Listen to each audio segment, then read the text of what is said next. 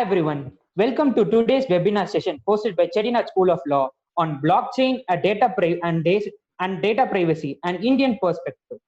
I am Shanmu Sundaram, currently pursuing my BA LLB Honors at Chettinad School of Law, and I'll be the moderator for this session. It's such a pleasure to introduce our guest speaker for today, Mr. Anish Jaipuriar. Thank you so much for being here with us, sir. Thanks, Shanmuga. To briefly introduce, sir. Mr. Anish is currently a partner and head of General Corporate and M&A at AKS Partners, New Delhi.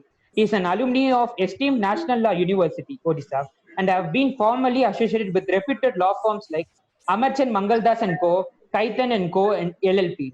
Mr. Anish practice covers diverse area which involves advising on and structuring of foreign direct investment, private equity and venture capital, debt transactions, mergers and acquisitions, and advising on general, corporate and commercial and exchange control laws. He has extensively advised startup companies in relation to various complex legal issues pertaining to data privacy, compliances under the relevant corporate laws of India, etc. He has also worked on several cross-border transactions and has advised on joint commercial contracts, including InShorts, Graphers, Mankind Pharma Limited, and HCP Healthcare Asia Private Limited. We are so honored and happy to have you here with us, sir, amidst your busy schedule. Yeah, hi. A very good evening to all. At the outset, let me thank Chettinad Academy of Research and Education and, of course, Ms. Ruchi Sinha, Head of Department, School of Law, for inviting me to speak on this very interesting topic. Let me also sincerely thank all the attendees for taking out time to be with us this evening. I hope you and your loved ones are safe and healthy during these trying times. A huge shout out to the technology law team at AKS Partners, comprising of Ashutosh, Sarantika, and Varun for their efforts in putting together this presentation. With this note, I think let us begin. So, before we proceed with the session, I would like to briefly introduce Chettinad Academy of Research and Education and Chettinad School of Law. The Chettinad Group, with over 60 years of education, have been pioneers in providing a progressive learning environment across Tamil Nadu. They are currently responsible for over 12,000 students in 22 private, government-aided schools and colleges for medicine, dentistry, engineering, law, physiotherapy, nursing, architecture, allied health sciences, and pharmaceutical sciences. Chettinad School of Law is recognized by the BCI and approved by UGC, and provides an environment that provides high-quality education through active learning methods, qualified and experienced faculty, and exposure through legal internship. The School of Law is member of IUCN, Academy of Environmental Law, and International Association of Law Schools. Before handing over the session to the guest speaker, I would like to tell a few pointers to the participants of the webinar. First, you are requested to kindly mute your audio. Everyone is asked to fill the feedback form, which will be sent by us through the chat box in a while. There will be a question and answer session at the end of the webinar. Kindly send us your questions through the chat box. You can even send us the questions during the middle of the session. Thank all yours, sir. You can start. Thank you, Shamu. And let's proceed. Santia, could we proceed to the next slide, please? Thanks. All right. So this is essentially what we are trying to cover in this presentation.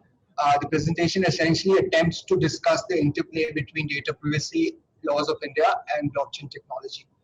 However, before we delve into this aspect, we will first segregate the two concepts and discuss them separately. We will first discuss what is blockchain, its historic origins, what does a block comprise of, who are the key players in a blockchain, how does a transaction take place and how does it operate, and once we are done with this blockchain, we will then proceed and discuss data privacy in light of the prevalent laws in India, along with the proposed PDP bill, which is Protection of Data Protection Bill. Then, post which, of course, we'll be studying in the interplay between blockchain tech and data privacy laws. Next slide, please. Thank you. All right. Historically, okay, let me just break it down. When we talk about blockchain technology, let's go by how it has been termed. If you break it down, it essentially is chain of blocks. Now, what does a block comprise of? It comprises of transactions. And why is it a chain? Because it is chronologically, sequentially arranged by a cryptographic hash to form a chronological digital database. Now, blocks can contain transaction, it can contain data, it can contain any record of whatever the blockchain is supposed to be doing. It is commonly misunderstood that blockchain was invented by Satoshi Nakamoto. However, he merely provided a first real use case of blockchain, that is, which is popularly everybody is aware of, Bitcoin, a truly digital cryptocurrency. The invention of blockchain can be historically traced back to 4 distinct occurrences.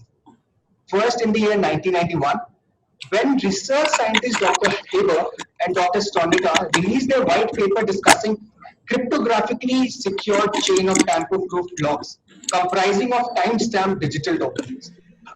Then in the year 2000, Mr. Stephen Const published his theory of cryptographic secured chains, which also included ideas for how to implement the cryptographic secured chains. Next, in the year 2004, when a computer scientist and a cryptographic activist, Mr. Hal Finney, introduced reusable proof of work, which today formed the prototype for validating a transaction on blockchain. So the crux work was already there in the public domain. All it needed was a more inventive mind to put all of these together, and hence came blockchain technology. Now, finally, in 2008, a developer or group of developers working under the pseudonym Satoshi Nakamoto, of course, whose identity is still unknown. It can be very well one person, it can be a group of person, it can be an entity. It's still not known who this Mr. Satoshi Nakamoto is. He introduced the concept of Bitcoin in his paper titled Bitcoin, a peer-to-peer electronic cash system. This white paper was released in 2008, and then gradually in 2009, we actually witnessed the actual implementation of blockchain in the form of Bitcoin, and Bitcoin was released and made available to public. Now, the period 2008 to 2013 marked an era of Bitcoin, or otherwise also known as blockchain 1.0. The period 2013 onwards marked an expansion of blockchain application to other crypto assets and even contracts, referred to as smart contracts. Now, this was introduced. This was introduced by Vitalik Buterin, co-founder of Ethereum, which allowed scripting languages to be recorded on blocks, making way for a true electronic contracting, or otherwise again referred to as smart contracting. Next slide, please. There's no official definition or legal definition of blockchain which exists in the legal system of India. However, in a joint 2018 report of PwC and Federation of Indian Chambers of Commerce and Industry, in its report, defined blockchain as a digital, decentralized ledger that keeps a record of all transactions that takes place across a peer-to-peer network.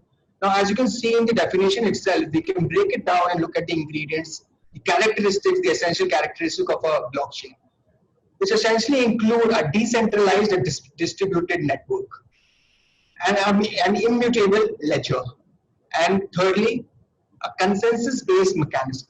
Now, what do I mean by decentralization and distributed network? Let me give you an example.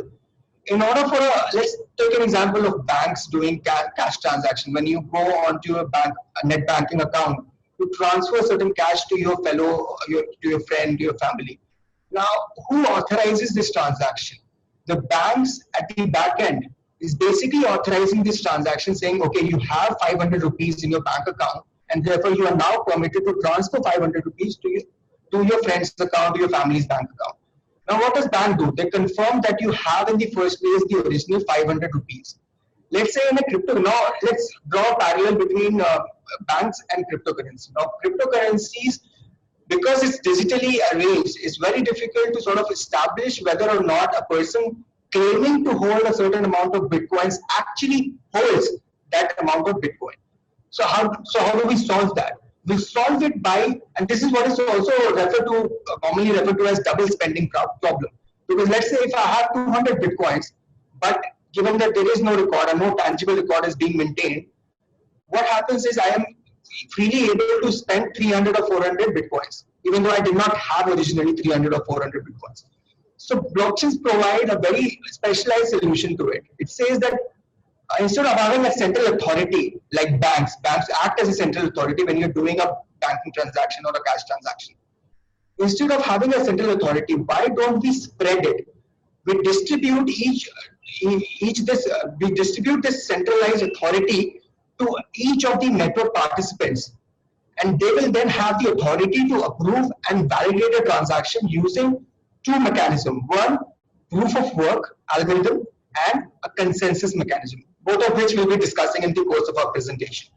Now, this is what distributed or decentralized network is. So let's say if a Bitcoin, if somebody wants to somebody wants to join a network of Bitcoin, all they need to do is you log into the official website of Bitcoin, you download the software, and all the data from the beginning of time, like in 2009 when the Bitcoin was originally introduced, the entire ledger information will be automatically downloaded into your database, into your system, and you will then act as a node or a network participant. And then you will have the authority to validate and confirm a transaction happening on that network, because you have the previous data in the first place to check. Now, coming to immutable ledger. What does immutable mean? It essentially means it's tamper-proof. Nobody can tamper with it, nobody can modify it, nobody can delete it. It's there. Once it goes into the blockchain, it is always there. You cannot do anything about it. And how do you make sure that nobody tampers with it? You introduce a concept of consensus. Now, what does consensus mean? Let's say I'm transferring 50 Bitcoins to my wife. And in order for this transaction to get approved, you would need to, the network participants will need to sort of do a calculation, arrive at a unique hash, and ultimately validate this transaction. Now, this validation will need to be obtained by majority of the network participants, which is 51% or more. Like in a democracy, when you vote, it depends. So in a company also, when you're voting, it's a 50-50 majority. It's about majority decision making. So in a blockchain, the majority of the network participants, they decide whether or not to validate this transaction. And how do they validate? Similar to banks, they check their previous ledgers, which they have a copy of, and check whether or not I have the adequate 50 rupees, 50 Bitcoins in my wallet. If I do, the transaction will automatically be authorized. Of course, there's a process to it, but this is generally what the process is. Now coming to because why is it immutable? Because each of the blocks contain a unique hash attached to it. Unique hash is a equivalent of digital fingerprint. So it's unique to a particular block. So if I'm initiating a transaction, the miners and the nodes will need to create this particular hash and attach it to my transaction in order to get it validated. Now, if somebody wants to tamper with this particular transaction, let's say I wanted to transfer 50 Bitcoins, but I'm tampering it and I'm doing it, instead I'm transferring 100 Bitcoins. Now, I will not be able to do it because the hash will not permit, because you do not have the adequate balance in your account, and the hash of the previous block will need to be revised. So not because these are chain of blocks, all of these are connected by the previous hash number, which are unique to each block. So if you change one block, you will need to change each and every block preceding that one block that you decided to tamper with. And hence it's impossible. Well, of course, it is worth noting that there have been multiple successful 51% attack on Bitcoin. So therefore you would witness like there's several types of Bitcoins. One is Bitcoin, Bitcoin Cash, and Bitcoin Gold. These different types of Bitcoin available. Now, consensus-based mechanism. There are primarily three types of mechanism that one could employ in a blockchain in order to establish and validate a transaction. The currently most popularly used is proof of work. Now, what does the proof of work do? It basically is achieved when a majority of nodes, again, by nodes I mean network participants, validate the hash generated by a miner, who does the mathematical calculation, and create a consensus that the hash generated is the correct hash and abides by the protocol which has been set out in the blockchain network. Now, once this proof of work has been established, the transaction is validated and the block automatically gets added into the transaction, into the network. The other few different types of consensus mechanism is proof of stake. Proof of stake is where greater authorization or greater authority is given to nodes or network participants who have greater investments in the network, in the blockchain network. So if I have a good amount of investments in, let's say, Bitcoin, then I can very well, and if Bitcoin has proof of stake algorithm employed in it, then I can be sole authority who would decide whether or not a particular transaction gets approved. Similarly, another method is proof of authority, where users is given the authorization level depending on the designation one holds in the blockchain network. Now, moving on, the two primary types of blockchain that we see today is public blockchain, like Bitcoin. Like anybody can download the software and become a network participant on the Bitcoin. The other, of course, is a private blockchain, which is equivalent of intranet. Like if you would compare public blockchain to internet, which is worldwide, accessible to everybody, private blockchain are intranet. Like in companies, the internet softwares and internet links are provided where computers can access the data stored on different other computers in a particular company, in that particular company. So that's what private blockchain is. It decides certain set nodes, authoritative nodes, decide who will participate in the blockchain, and it's not open to public at large. Next slide, please. All right, the key players in a blockchain include primarily is a node and a miner. Okay, node could be a laptop, could be a computer, even a small server. Each node over a blockchain network stores records of transaction over the network. Like if you join onto a Bitcoin blockchain, you will automatically get the entire history of the transaction conducted over that Bitcoin network. So this is why each node will have a copy of the transaction, entire record that the network has been undertaken. This system allows all nodes over the network to validate and authenticate each and every transaction before it can be stored on a block. So again, we'll come to how a particular blockchain is stored, a particular transaction is validated. But for now, let's stick to who are the key players who are making decisions on the blockchain. The next, of course, is miners. Now, miner is a node in the network who works towards authenticating a transaction. So they have a larger role to play. So they have larger responsibility, they have larger obligations in a blockchain network. Simply put, miners are nodes who have invested in higher level of programming, computing, specialized mining software, and computing power that enables them to carry out extremely complex puzzles in order to validate a transaction. Now, let me make this very clear. While all miners are nodes, all nodes may or may not be miners, right? Next slide, please. All right, this is what a block looks like. When we were talking about, and previously we were discussing what is a blockchain, we talked about how blockchain is essentially what it talks about. The term implies it's a chain of blocks, and this is what the diagram is showcasing here. Now, each of the blocks will contain following 4 items essentially. A timestamp. What is timestamp? Is essentially identifying the chronology of events. So let's say if I do a transaction today, the timestamp will say that the transaction was done today at this time.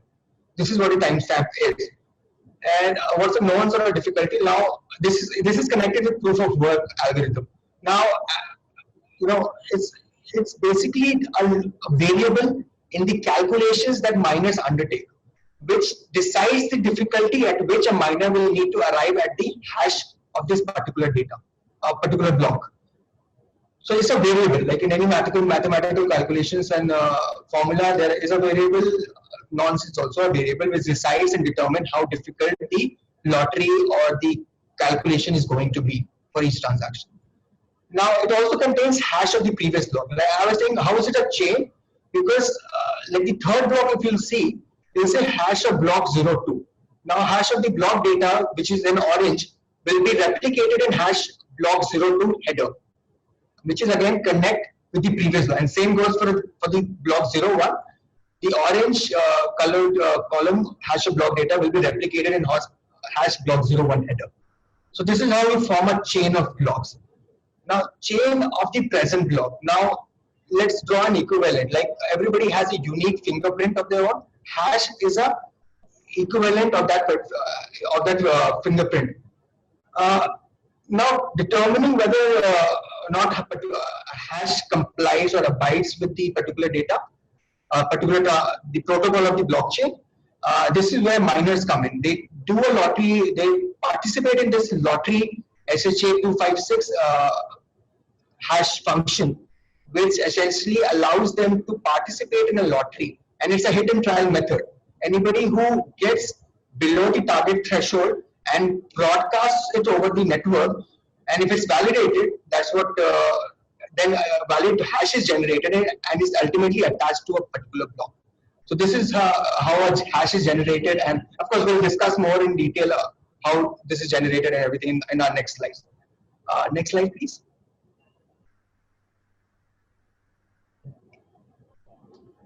All right. We've tried to put it in as simply as possible to sort of explain. Let's suppose Alice wants to send certain bitcoins to Bob.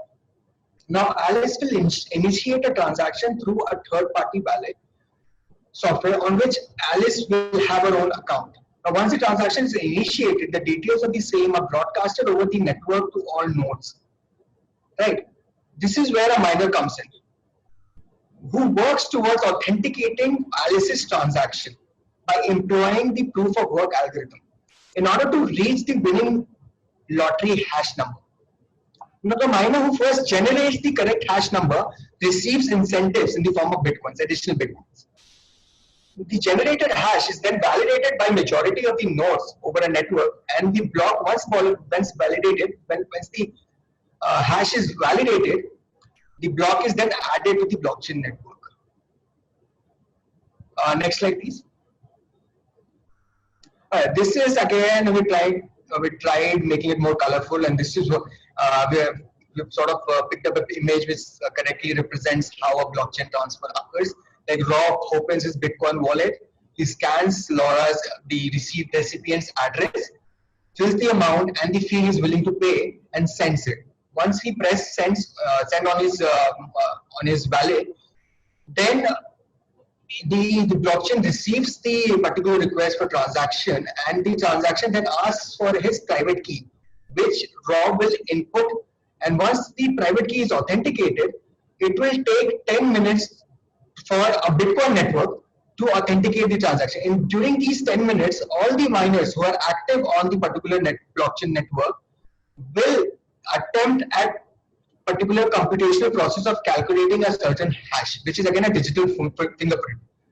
Now, all miners will use their computation power on their laptop, on their PC, on their servers, and validate and create the most appropriate hash number, which can then be validated by the nodes. Once the hash number is validated, the block is automatically added, and Laura receives the confirmation that these many bitcoins has been transferred to her bank account or to her Bitcoin wallet. Can we go to the next? Yeah, thank you. Now this is where it gets a bit tricky. Now, for a transaction to be validated over a blockchain network, each miner undertakes a SHA-256 hash twice. This is a function. This is a method through which you can undertake a you can participate in the lottery. The computational lottery is what is called, in the hope that the resulting number, which the node the miner will generate, is below a certain target threshold. They do not perform extremely complex mathematical tasks, as is commonly misunderstood, but only participate in the proof of work process in order to win a lottery hash number using this SHA-256 hash function. Now, what is private and public key? Now, I'll draw a parallel from the real life example. Of course, while a public key, like an email ID, can be shared with anybody and with whom you want to sort of interact and correspond. A private key will be the password to that email account. So it's also like if you have a public key, everybody knows this public key. You need to share if you want to receive bitcoins, you want to transfer the bitcoins. You will need to essentially share this public key with all the nodes participating on the which essentially will be available for access for viewing to all the nodes and network participants. Private key is, however, different. It will be only unique to you, and you will be the sole, you will be the only person who will know the exact private key in order to authenticate or receive bitcoins or transfer bitcoins. So this is why public and private keys also play a certain role in terms of ensuring cyber security over a blockchain network. Can we move to the next one? All right. Now that we have discussed broadly what a blockchain is and how it operates, I think we will now be discussing what is data privacy and how we will, and what are the basic concepts of data privacy, and then we will see how the two intermingle. Next slide, please. All right. The primary purpose of any data privacy is to regulate the manner in which personal data is collected, processed, stored, transferred, including the manner of each such dealing in order to ensure proper handling of data. The data privacy also concerns itself with obligations of a data collector, data processor, rights of a data provider, how is it transferred, the privacy policies of each of the data collector and data processor, so that a person who is providing the data is absolutely aware the manner in which his data is going to be processed, collected, transferred, and transmitted. All right, next slide, please. This is sort of a comparison between the present legal regime and the Personal Data Protection Bill, which is currently pending before the Joint Parliamentary Committee. Now, right to privacy is, as you're all aware, this is the most recent development in the 2017, in the case of KS Puttaswamy versus Union of India, right to privacy was held to be falling within the contours of Article 21, which is right to life. While the status of fundamental right to data privacy has been achieved only recently, statutorily it was protected under the Information Technology Act and the rules and the Information Reasonable Security Practices and Sensitive Personal Data or Information Regulations 2011, SPDI regulations. So these two, IT Act and SPDI regulations, basically form the crux of data privacy regulations and laws in India. Now coming to PDP bill, of course, this is pending. This is again development from the recommendation which was issued by Justice Sri Krishna Committee in the year 2018, and after which the privacy bill was introduced in the Parliament in December 2019, post which it has been lying and pending before the Joint Parliamentary Committee. I think they have already received comments from public and stakeholders at large. My best guess would be they are finalizing this and they should be soon introducing it back in the Parliament. Now let's move to the next slide and sort of we can do a quick comparison between the key concepts underlying the IT Act, SPDI rules, and PDP bill, of course. And now in the IT Act, SPDI rules, the key players are essentially not defined, but the terms which have been used in the SPDI rules are body corporate, natural person, data provider. Who is the data provider? Now, in the PDP bill, there are three different categories of stakeholders or key players, so to say. First is, of course, the data fiduciary, who collects the data and identifies the purpose for which the collection is happening. Data processor is someone, of course, who does the processing on behalf of data fiduciary. Now, for a data processor to actually process these data, the personal data, they will need to be entering into a proper contractual arrangement with the data fiduciary to basically to identify the ambit of processing the data. And data principal, as the name suggests, is the owner of the data, is the provider of the data, and to whom the data pertains. Now, extraterritorial application for IT Act and SPDI rules, no. PDP bill, yes. We'll be discussing more on extraterritorial application in our later slides, but this is just a brief outlining, or sort of briefly outlining what the concept is here. Now, types of data which is governed under these rules, under the SPDI rules, only two types of data have been identified. One is, of course, personal information, which is any information which helps a reader identify who the person is of which the personal information pertains to. And of course, sensitive personal data or information. These are specific categories of data which the Act identifies as sensitive, such as financial data, such as health data, such as gender, sexual preferences, and these kind of information. PDP bill categorizes the types of data into three categories. First is the personal information, personal data, which is equivalent to the personal information as identified under the SPDI rules, but it also adds for the purposes of profiling. So if you're collecting data for the purpose of profiling of any nature, that will again be included in the personal data. Now, sensitive data is again similar to sensitive and personal data. The definition has been expanded under the PDP bill, so it's more expansive, more exhaustive compared to SPDI rules, which were just while legally speaking they were still exhaustive, but they were not a lot of categories. Now, critical personal data is not defined yet. It's something which the government is looking to prescribe as and when the act is as and when the bill is enacted. So this is the third category of data, which is we have yet to see, what this critical personal data will. Now, in order for any data to be collected, there needs to be a process. Both these SPDI rules and PDP bill provides for extensively procedure for collecting the data. The common aspects are both require written consent. However, under the SPDI rules, when you're collecting, you need to be there are certain things you need to ensure that the data provider is made aware of, like the purpose, like the fact, like the actual recipient, whether or not this particular information will be transferred.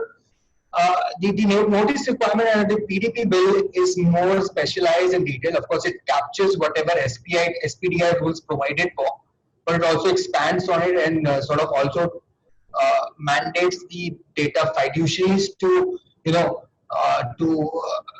inform the data principal, the purpose for which and the rights which data principal under the Act is entitled to, like certain rights being right to correction, right to view the data, right to erasure, right to modification, and things like that. So these rights also should be made aware at the time of notice itself. Now, under the SPDI rules, there is no specific consent for processing. However, specific consent is required if the data is to be processed by a different entity. So that's again a difference between the two aspects. Next slide, please. All right. Excuse me. All right. Now this is where it gets interesting. Now we're talking about cross-border data. We've been talking about the industry has been facing a lot of problems when you talk about cross-border transfers, because essentially you're made to. Because there are a lot of foreign-owned enterprises working, which are operating in India, and for them to now transfer these data outside India will require special compliances under the PDP bill. While there were certain compliances under the SPDI rules also, the PDP bill has made the compliances more robust in the light of ensuring data protection. So essentially, it is permissible under the SPDI rules. You can transfer the data subject to certain conditions. First, of course, is the most obvious one. You need to have consent of the data provider, and or if you there's a consent under a lawful contract between the data provider and the body corporate, and it's necessary for the data body corporate to sort of transfer this data in order to perform a lawful contract which is entered into the data provider, with the data provider. The third is that the recipient of data ensures the same level. So if I'm an Indian entity sitting in India and I'm transferring certain customer data to, let's say, my foreign subsidiary or a foreign third party, then that foreign third party entity will need to ensure that it complies and has the same amount of data protection procedures and measures in their internal systems as is adhered by me, because I fall within the ambit, within the jurisdiction of SPDI rule. So it needs to be equal or higher rule. So if for me to validly transfer the data to the foreign third party or my foreign holding company. Now the other under the PDP bill, however, transfer of critical personal data is absolutely prohibited, with certain exceptions, of course, such as health data. If you're going outside India to get medical treatment or anything, it is permitted for the hospitals to sort of transfer health data. Then the other, of course, is transfer of sensitive, which is again permissible if following our there's certain additional criteria. We've only set out the few most critical ones. Of course, a copy of the data needs to be stored in India, which is not a requirement under the SPDI rules. Explicit consent. Now, under the SPDI rules, it only says consent of data provider. Here it says explicit consent of the data principal. Now, what exactly is the ambit? Again, it's a matter of interpretation. It's a matter of when jurisprudence develops around this, we'll be able to comment on it. But this is again an interesting point of distinction. Pursuant to a contract, and it can be like if you transfer, if I am an Indian entity and if my foreign holding company is sitting, let's say, in USA, then I need to have an intra-group scheme for transferring data. So if my employees are eligible to get some shares of the foreign holding company, then I need to transfer certain personal data and sensitive personal data outside India. Now, in order for me to do that, I need to have an intra-group scheme which is approved by Data Protection Authority. Now, Data Protection Authority is an authority which the PDP bill intends to establish. Currently, it's not there. So this is another point of distinction. Again, the next, of course, is manual and electronic records. The SPDI rules only applies to electronic records, not manual records, but PDP bill applies to both manual records and electronic records. Can we move to the next slide, please? All right, perfect. Now, as we mentioned, that we'll be discussing more on the extraterritorial applicability of data privacy regulations. Now, this is what we are going to do now. Now, I will try and make it more interactive. Now, we've started discussing the interplay between blockchain and data privacy. Now, what a blockchain is? Blockchain is basically you can download and you can participate over and anybody across the world can download the software and participate on a public blockchain. It's as open. It's an open source software available for everybody to access.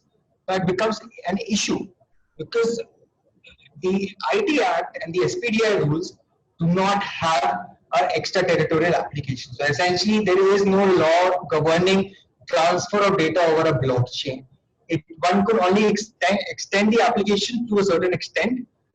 Because let's say if data is being transferred across the globe, then the compliance of consent and notice may be still complied with, and the manner in which the cross-border transfer is happening, like you need to have same, equal, or more security measures. So those can still be looked at, but essentially because the nodes are spread across the globe, it absolutely becomes really complex for in order to ensure a tap in the manner in which the data is transferred. And if one cannot tap on this particular manner of transfer, it becomes really difficult for legislations to sort of provide for a way out and to cure the mischief in the blockchain. Now, under the IT Act, Section 1, 2 of the and Federal Section 75 accords extraterritorial applicability to the Act. However, given a more recent clarification issued by the Ministry, it's that the SPDI rules applies only to body corporates or persons located in India. So therefore, internationally widespread blockchain will only have limited application of these rules as long as the nodes are situated in India. But to nodes who are not situated in India, who are outside India, they will not need to comply with this law at all. The SPDI rules.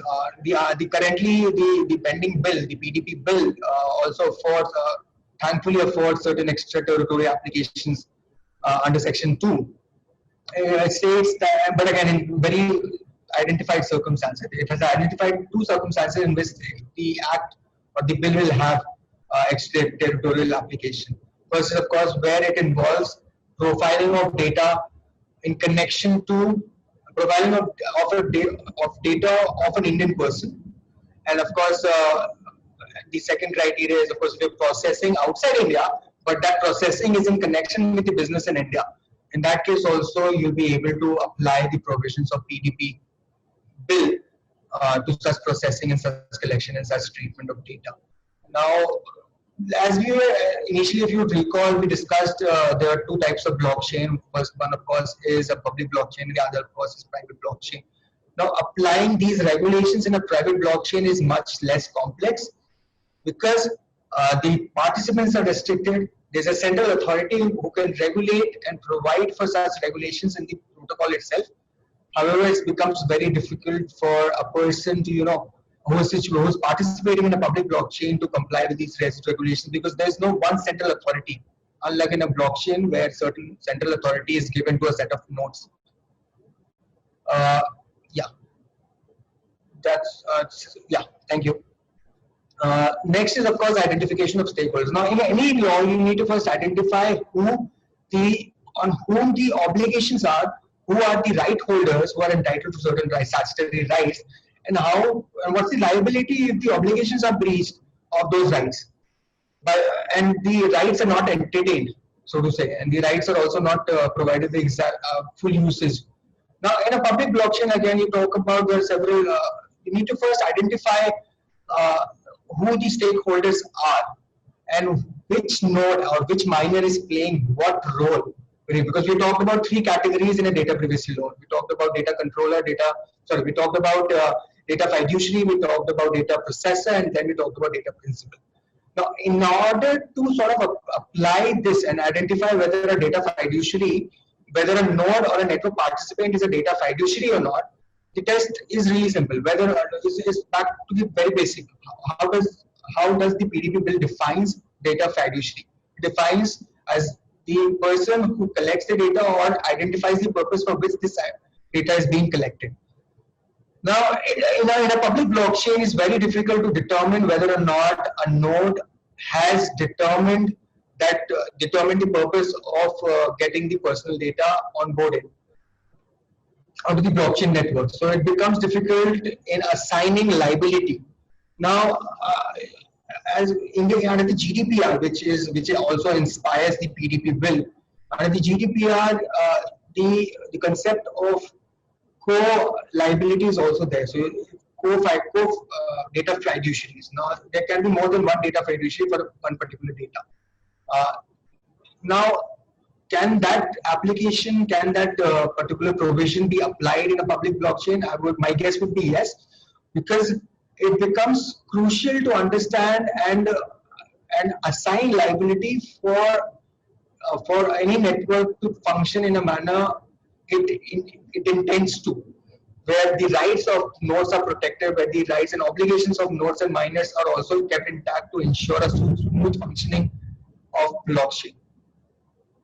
Now, so the identification in a public blockchain becomes difficult because there's no one central authority who can act as a data fiduciary, who can act as a data principal. In more cases than one, a single node may be operating both as a data fiduciary and as a data principal also. So because his own data will be on the network and is being transacted onto the network. So that there's a dual role conflict also comes in place. But which is again handled because of the 51% consensus mechanism. In a private blockchain, of course, it's easier, it's less complex because again, there's kind of a central authority because certain nodes have defined authority over who joins the network. So that will permit those nodes to establish a protocol where roles are identified and assigned. So those nodes who are permitting and identifying the purpose of the blockchain can easily be identified as a data fiduciary. So any breach of the law can be easily applied to them if in case there's a breach of data privacy on a private network, on a private permission blockchain. Next slide, please. All right, the consent requirement. This is again where we're talking about manner in which the consent can be obtained in order for in order for a body corporate or a data fiduciary to collect and process data. Now, again, both under it may be, so first there are two things we must be looking at. First is it may be argued that the data principal sharing his data may be impliedly said to have consented.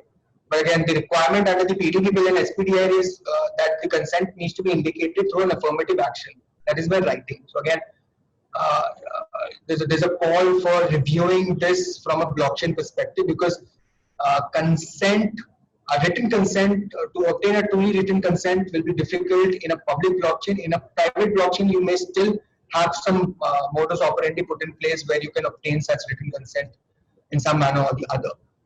But because in public blockchain there's no central authority, it becomes difficult. Who does the data principal provide his consent to, and who's obtaining the consent? So these are interfaces again, which is again very difficult to sort of establish on a public blockchain. Secondly, of course, is that due to the decentralized nature of the network, there's no authority to seek consent. Who is seeking consent? One needs to be it has to be a data fiduciary in the first place in order for them to ask me for my consent to process the data. But because there is again no central authority, who is asking me for the consent, and who should I address this consent?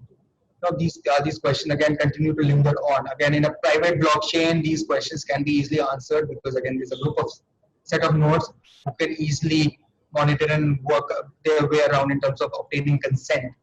But one of the suggestions that I was reading through in one of the journals was that while you're creating blockchain in the first place, you can have conditions put in the protocol of that blockchain itself, that anybody who downloads this software is doing it by its affirmative action, and is therefore consenting and would be implied to have consented in writing that the data would be shared. And of course, the extreme other way is, don't share personal data on it. If you're sharing it, anonymize it. If you anonymize it, there is no personal data. You do not need to comply with data privacy altogether. So you're safe from that. So anonymization, the anonymization of data should be can be strictly looked at when you're talking about public blockchain. You can determine what data to be put on chain, what data to be put off chain. So to ensure that minimal application of data privacy laws is applicable. All right, next slide, please.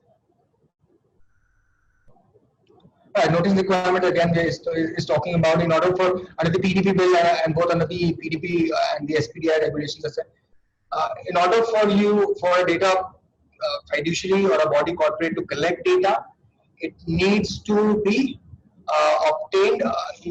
The body corporate and the data fiduciary needs to submit a server notice, essentially identifying the purpose for which the data is being collected, nature and categories of personal data being collected, the basis for such processing, the source of such collection, identities of the data fiduciary, to whom these data will be transferred, etc., etc. Now, again, in a public blockchain, the lines are blurred because nobody has an assigned role on it other than their duty as a miner or as a node to validate transactions. There is no other duty assigned to them. So unless the protocol from its very beginning is moderated and is modified to establish these requirements of consent and to have separate blocks of these notices, that the notice was duly served by the blockchain itself to the nodes, I think currently there's no application of notice, and applying these requirements onto a public blockchain becomes difficult. However, the case is absolutely different from in a private blockchain, because again, the nodes are limited. Last point is again very pertinent, because as I was mentioning earlier, if you anonymize the data which you're putting in, and by anonymization I mean a completely irreversible process of anonymizing our data. So if you have anonymized it, it's absolutely impossible to go back and identify the nature of the name or person or name and details of the data provided. So if you do use anonymized data onto a blockchain network, then then it's a clean sheet. You do not need to follow the rules and regulations of data privacy law, because there's no private data, personal data or sensitive data on the blockchain network. Right, next slide please. Right, cross-border transfer. Again, we were discussing this previously. There are several conditions one needs to meet before, what are the PDP bill under these SPDI rules, regulations as well. There's several rules one needs to sort of comply with this in order to do a cross-border transfer of data. But let's go back to the very crux of what the blockchain is about. It's decentralized. There's no one particular authority. Now, if you talk about it this way, then there's all times there's a cross-border transfer of data happening on the blockchain. And how does one regulate that is a task which again the legislator are still contemplating on. This is a huge matter of concern because again, essentially all public blockchains which are currently active are non-compliant with the privacy laws, at least in EU, which is GDPR, which is absolutely all public blockchains are in nature non-compliant with the GDPR. Of course, one make an attempt to have public blockchains comply with the spirit of data privacy, but having it comply with the letter and word of the data privacy laws is a whole different discussion, and I think it's really difficult and complex to achieve that kind of abide compliance. Now, the Indian bill has okay, these clear demarcations blur when applied to a blockchain ecosystem where storage and processing of data can be universal and worldwide, as already suggested. Now, Rule 7 of the SPDI regulations, the transfer outside India may be allowed only when the country offers same or higher level of data protection. Again, ensuring this over a public blockchain becomes difficult because there are thousands or even lakhs of nodes spread across the globe. A suggestion which we have been coming across, which we have been sort of reading, is that nodes may be made to comply with the blockchain protocol and to undertake a quarterly automated review of each node participating on the network. So let's say if a server is being connected from, let's say, Europe, then the blockchain should have automated protocols which will quarterly review each of the nodes server in order to ensure that the nodes have adequate security measures put in place to protect the data and to ensure that there was no illegal transfer made from that server to another server. So these automatics, one could explore these automated review systems and softwares, and maybe could implement this into the blockchain network. Next slide, please. I think I'm running behind time, and I think we extend. So I'm going to do this as quickly as possible. Again, as I was talking about, this is again not only talking about PDP bill. We're talking about obligations of data fiduciaries. There are certain obligations like storage limitation, which states that if the purpose of collecting the data has been fulfilled, you cannot retain this beyond the period necessary for processing. So again, as I was mentioning, that blockchain is an immutable ledger. So once you record something on it, you cannot remove or delete it. So if you cannot remove or delete it, how do you not retain the information which is provided earlier for the purposes of processing? One of the suggestions that we have sort of been looking at is, you anonymize or put a protocol or put an algorithm which anonymizes the data. But again, the original block will still be there, which will be accessible to all the nodes out there. So it's not truly a great solution to this problem. Again, purpose limitation is you need to be processing the data within the contours of the purpose which you have identified at the time of collection, and the processing needs to be in fair, transparent, reasonable manner. Transparency is not an issue with blockchain. It becomes difficult because sometimes whether or not the processing has happened within the purpose needs to be properly coded into the blockchain protocol in order to ensure that this is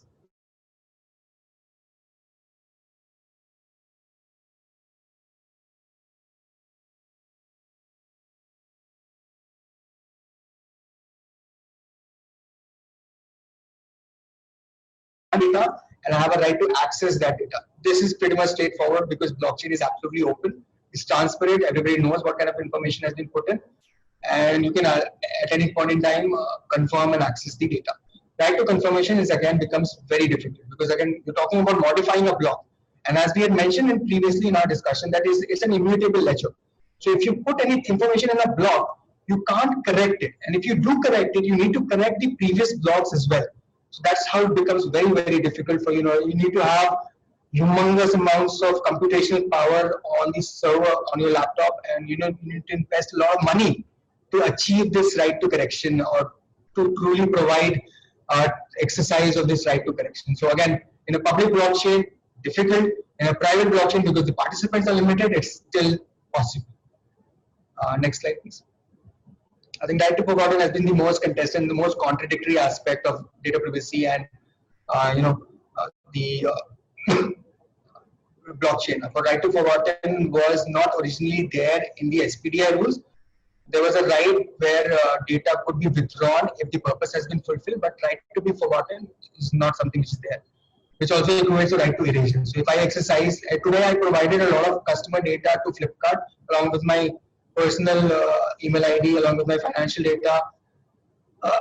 Still, today under Indian laws, I do not have a right to be forgotten. So I can maximum ask them to modify and correct the data. But if the PTP bill is implemented, I will have a right to ask Flipkart or Amazon to delete my data, simply put, to delete my data and to completely forget me as a, and to forget my customer data and to delete me from their servers and databases. So this is again, you can compare in a real life example, but again, putting it again on a blockchain, as discussed already, it's an immutable ledger. It becomes very difficult to sort of forget it. You can't erase it. At the max, you can anonymize it. But anonymization is a process again which will not really remove the original block which contained the real information. So it's very difficult. Again, the distinction is public blockchain is different. It will be difficult implementation. Private blockchain, again, you can think of procedures of implementing it because the nodes are limited. All right. I think then we have next some suggestions and remarks, and then we'll sort of close. I think I've almost been able to take the entire hour. Few examples, few points to sort of keep in mind is every blockchain network must provide a detailed governance framework that is in alignment with the basic requirements under data privacy regulations applicable whether in India, EU, or USA, or wherever. Such a framework, this governance framework will have to be binding on all the participants which are participating on the network, nodes and miners alike. So if these protocols and these governance framework provide certain rights and duties and obligations to each of these nodes, we can at least then start to realizing how we can accommodate the data privacy angles and data privacy complexities into those governance frameworks. So this is of course a starting point. One can of course, you need to be very extensive in the way you sort of developing or establishing or creating a governance framework. Then of course avoid usage of blockchain network of sharing or transmission. Again, this was the very original point. If you anonymize the data and if you put the personal data in an anonymized format, you're no longer holding private personal data, and therefore you need not comply with the data privacy laws. So this is the easiest way out. It's a clean sheet and something to be worth looking at. Then the use of methods such as pruning and forking, and this requires a lot of computational power. So because what does pruning mean? It's basically the biggest point of consensus rests with the immutable nature of technology. This is where pruning comes in. This is where solution must come in. Right? This solution is called pruning. This is used in situations where historical blocks of data beyond a certain timelines are deleted. Again, the thing that I was saying is impossible to do. This is what pruning is called. So if you go back and keep deleting and keep updating and modifying the hash numbers, which is the unique fingerprints on each of the hashes, each of the blocks, if you keep modifying it, then essentially what you would be doing is you would be pruning on the network. What is forking? Forking is where, let's say, there is a tamper which has happened, and the blockchain network does not want to identify the tampering which has happened, and therefore forks. What forking means, it basically starts its own parallel line of transaction, where from the date on which tampering or the data was deleted, in the data privacy right to forgotten context, if the data was deleted and forgotten, then from that particular point, forking will start initiating the transaction absolutely new without having that one block in place. This is what forking is. We'll forget that one block which was added and will operate as if that block was never there in the first place. This is what forking is. And that's about it, guys. Thank you so much. I think we can spare some time for question and answers. Thank you so much, sir. We could see like it's a valuable session. I guess everyone has gained lots of information through this session. Now we'll start with the question and answer session. Sir, what steps India has taken to implement blockchain technology? No, that's a terrific question. I mean, in terms of implementation, because in the past half a decade, I think a lot of states have been implementing their own methods, own ways, own areas where blockchain has been implemented. I think I think around, if I'm not wrong, around 20 odd states have already implemented or have some amount of blockchain related pilot projects in place there. Uh, from a general point of view speaking, I think talking about National Payments Corporation of India has come up with its own platform known as Vajra that functions as a distributed ledger technology.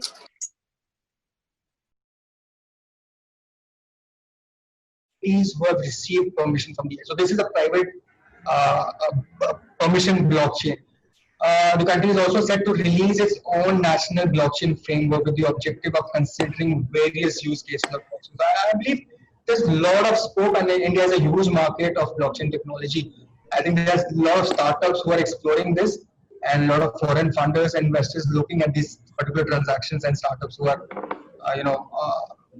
implementing blockchain technology. I think a lot of regulators also, RBI, SEBI, IRDAI have all introduced a regulatory sandbox where they're permitting innovative technologies like blockchain to operate without having to comply the robust laws that are in place in these sectors. So, yeah. Yes, sir. I could see many questions of pouring into the chat box. As per time concerns, we would take selected questions. The next question I would like to address, it is given by one of our participants. Due to a blockchain transaction, to do a blockchain transaction, 51% members need to approve the transaction. How much average time does it take to do a transaction? If the time is high, how it will be on the day-to-day basis for normal business? Yeah, I think the time is really fast. I think it's really initially when the blockchain as a Bitcoin, when Bitcoin was introduced, I think the initial time of undertaking a transaction was less than a minute. I think it was transaction. In fact, it was in microseconds or something. It was nanoseconds or something. It was immediately done with a blink of an eye. Given that the nodes have increased and given that the participants are ever increasing on these networks, the time has been increased because again, if you go back to the origins of Bitcoins, the number of Bitcoin that can be generated onto the network is limited. So it needs to sort of increase the difficulty in which the transactions are undertaken. And hence, currently, I think in Bitcoins, around 10, the transaction is completed within 10 minutes time, not more than that. Again, it depends on blockchain to blockchain, depending on what kind of softwares and what kind of protocols they're running and how many nodes are spread across the globe. There are variable factors to be looked at. But I think let's use some Bitcoin, giving an example of Bitcoin, I think it takes around 10 minutes. Thank you, sir. Right. In the Indian context, especially with COVID-19, could you please explain the relevance of blockchain technology? Yeah, I mean, we're talking about, let's talk about legal industry. Let's talk about the industry which we are participating in, which, which we are studying, which we are continuously doing. I think, and coming from a real life example, we are conducting an arbitration where we're talking about a lot of data, where we're talking about pages running into like 3,000 to 4,000 pages, and none of those records are digitized. When we talk about these records are not digitized, it becomes really difficult for one to scan it and then upload it and then provide the documents to the tribunal for necessary review. Now it becomes very difficult. Now had blockchain been in place, and more so because in COVID-19, because the physical movement has been restricted and people are sort of general caution are not going out of home and out of their houses and are choosing to sort of work from home. So in these times, I think digitization of records has become a major issue. Not a lot of companies provide for such digitized record. It's mostly that we scan and then upload. So I think if companies started implementing blockchain technology and started digitizing these records over a blockchain, all we need to do was get a password and an ID, and we could access all the relevant data on the blockchain. It could have made things very faster, efficient, and quicker. Yes, sir. Thank you so much for your valuable input, sir. Thank you. I would like to thank Anish. Anish, I would like to tell you, that there have been so many questions, and there is a different kind of debate which is going on in the chat box. If you can, like take a look. Okay, so I would just last question. This is something where the debate is going on. If you can highlight, and then we will conclude, and we'll want to know your final thoughts on it. So whether the hash would be considered as a personal data under the PDP bill. It is asked by Mr. Bidit Deka. So can you, like kind of explain on that? Or maybe just highlight. That's a very interesting question. I think so. Talking about what a hash comprises of is a hexadecimal, 24-digit hexadecimal unit, and it's unique to each of the blocks that generates the transaction. I would say that it may not. The reason is because it doesn't put. Okay, let me dial it back. Let me sort of say because it's computer is blockchain generated. It's not something which pertains to a particular person. Now, talking about PDP bill, a data provider has to be a natural person. Has to be a natural person. Now, if a hash is generated onto the blockchain, it's not a natural person. It's the miners who are generating it using a hit and try method. So how does one say that this is a personal data and hence it's protected under the PDP bill or data? So I would say no, it will not. Okay. Okay. And this is my happy to discuss more on this maybe offline. Okay. Thank you so much. I would extend hearty thank you from entire Chettinad School of Law for taking out time from your very busy schedule. I know you are very, very busy and everything. So thank you so much for enlightening and such an enriching session. Okay, and I would like to know your final thoughts on the entire webinar or anything, and then we can, I think I had the most wonderful, most organized experience ever on a webinar. I've done a couple of them, and you don't get to see a more organized. I think the moderator was absolutely great, and he was to the point. I loved it. I loved the experience, and I hope to have more of these sessions with you and Ruchi. I'll rely on you to sort of arrange these for us. And it's increasing because it also develops our knowledge base, and it's always nice to share it. Sure. But it was nicely arranged. I really love the way you guys organized it. Thank you so much. Thank you so much. And Sundar, can we conclude this? Yes. Yeah. Thank you, sir. Thank you. I'm sure everyone tuned in has learnt a lot from this session. I have personally gained a lot of insight on this topic. Thank you so much, sir. That brings us to the end of this webinar session. Thanks to everyone who has tuned in. You tune for the future webinar session.